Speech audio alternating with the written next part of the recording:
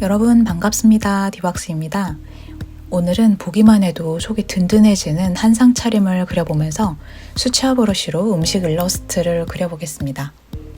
늘 그렇듯이 종이 질감 아래에 레이어를 추가하면서 채색을 진행합니다. 제가 사용한 브러쉬고요. 더보기란에 링크를 남겨두겠습니다. 아직까지는 이 수채화 브러쉬보다 더 좋은 브러쉬를 발견하진 못한 것 같아요. 이번 그림에서는 보너스 세트에 있는 폴리시 블로팅 브러쉬를 주로 사용하였습니다.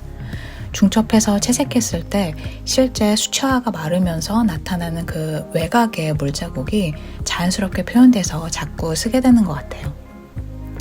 제가 수채물감을 미션 골드 클래스를 사용하는데요. 발색이 참 좋은 편입니다. 이 폴리시 블로팅 브러쉬를 사용할 때 꼭 발색 좋은 수채물감을 덧칠하는 느낌이 들어서 더 편했던 것 같아요. 물론 실제 재료의 매력을 따라올 수는 없습니다만 디지털 수채화만이 가지고 있는 특유의 느낌이 있습니다. 이 또한 대체될 수 없는 매력이겠죠. 정신없이 붓자국을 내주다 보면 정리할 필요도 있겠죠. 폴리시 블로팅 브러쉬와 가장 잘 어울리는 스머징 브러쉬는 그리기의 글로밍인 것 같아요. 글로밍을 단독으로 써보시면 알겠지만 상당히 폴리시 블로팅과 비슷합니다. 브러쉬 자체가 가지고 있는 매력을 다 지워버리지 않으면서도 자연스럽게 풀어줍니다. 물론 필압 조절에 따라서 많이 달라지기 때문에 그라데이션 연습을 많이 해보시는 것을 추천드려요. 어두운 컬러와 밝은 컬러 사이에 중간 톤을 만들어야 될 때가 있죠. 그럴 때는 스머징으로 풀기도 하지만 중간 톤을 선택해서 힘을 빼고 연결하는 것이 자연스럽습니다. 영상 전체를 보시면서 블렌딩을 어떻게 했는지 체크하면서 보시는 것도 하나의 포인트가 되실 거예요. 어쨌든 수채화는 번지기의 예술인데 디지털에서는 쉽지 않거든요. 실제 수채화처럼 터치감을 최대한 살리면서 톤과 톤 사이를 연결해주는 방식으로 블렌딩을 해주었습니다.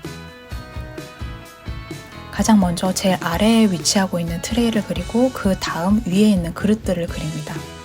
반찬과 그릇이 닿는 부분에 그림자를 만들어주면서 깊이감을 표현해 보겠습니다.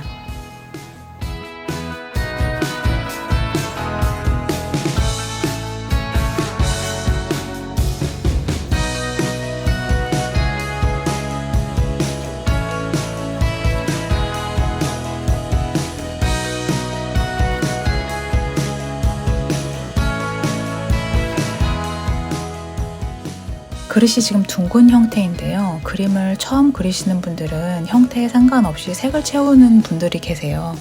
그런데 이렇게 터치가 겹치는 대로 자국이 남는 수채 브러쉬 같은 경우에는 일자로 쭉쭉 칠하는 것보다 형태를 따라서 지금 같은 경우는 원형으로 쭉 돌리는 것이 좋겠죠? 그러면 터치가 겹치더라도 블렌딩 했을 때 자연스럽고 무엇보다 효율적인 채색이 됩니다.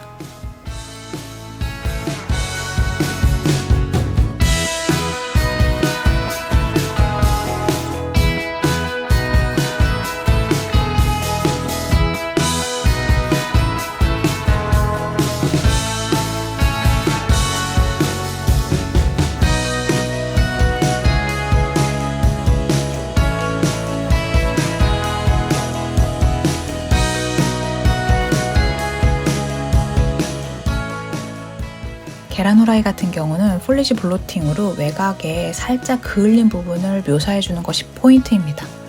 힘을 빼고 펜슬을 패드에 툭툭 떨어뜨린다는 느낌으로 표현을 해주면 색이 겹치면서 어렵지 않게 자연스러운 표현이 됩니다.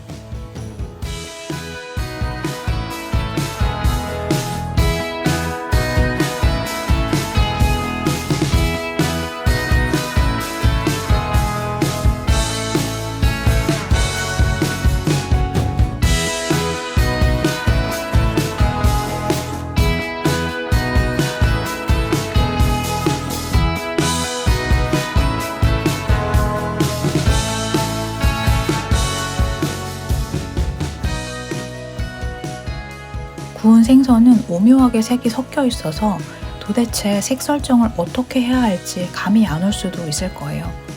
그럴 때는 대상이 가진 오리지널 컬러 그리고 구웠을 때 변형된 컬러 이렇게 나눠서 먼저 톤을 펼쳐보세요. 굴비의 오리지널 컬러인 그레이와 구워진 부분의 브라운 컬러를 밝은 톤, 어두운 톤 이렇게 나누어서 설정해 봅니다.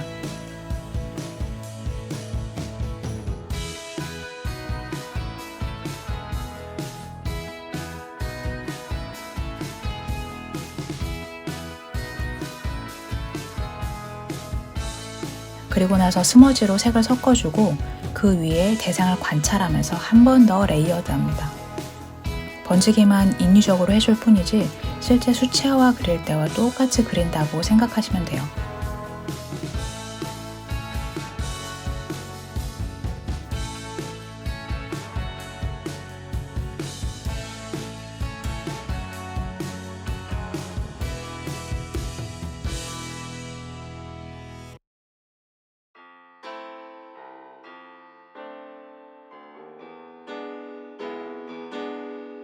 반짝반짝 하이라이트를 그려서 갓 구운 생선을 표현해 봅니다. 여러분은 먹는 것 좋아하시나요? 요즘에는 음식에 꽤나 진심인 분들이 많은 것 같아요.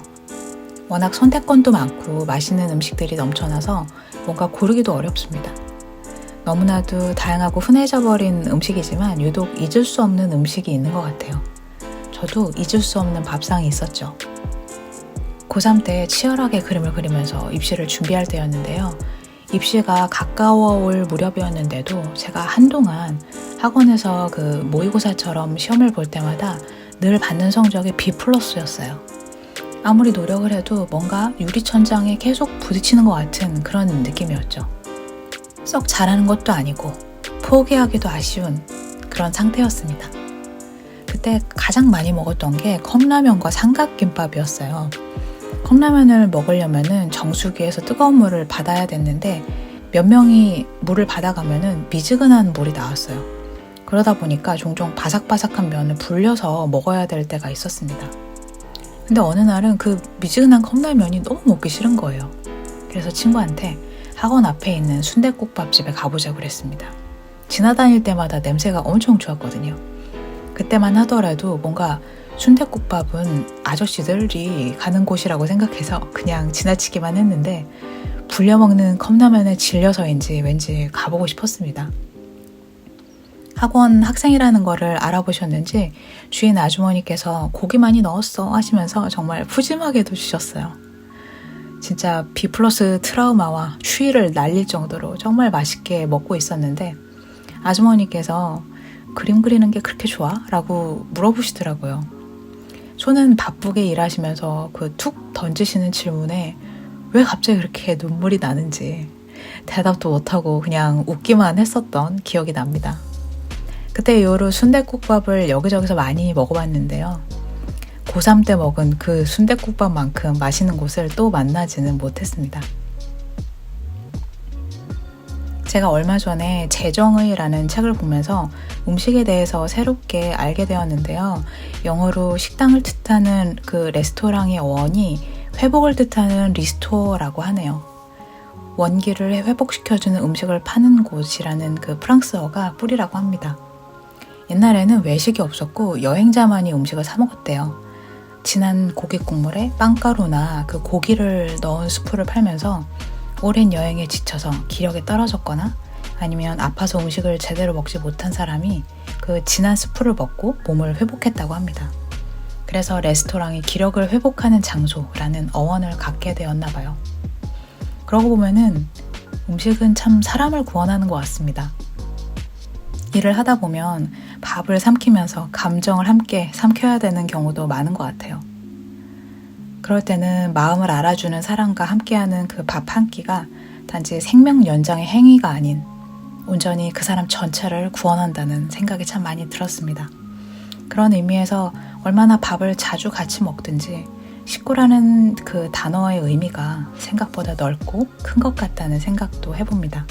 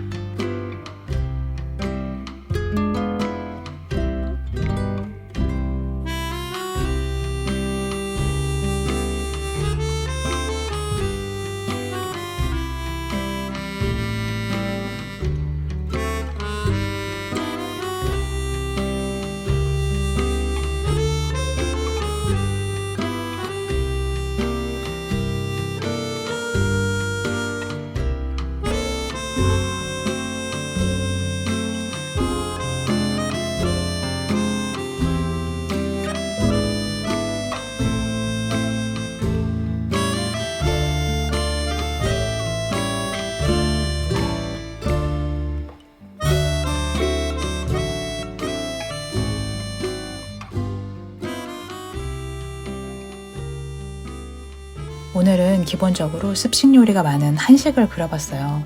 하이라이트도 많고 수분 때문에 묘하게 어려운 질감 표현이 정말 많습니다. 그렇지만 겹치면서 톤을 쌓아가기 쉬운 이 수채화 브러쉬의 특징을 잘 이용하면 정말 먹음직스러운 음식을 비교적 쉽게 그릴 수 있었어요. 여러분들도 가지고 있는 수채화 브러쉬로 음식 한번 그려보세요. 생각보다 매력적인 그림이 나올 거예요. 그럼 저는 새로운 이야기와 그림으로 또 찾아뵙겠습니다. 안녕!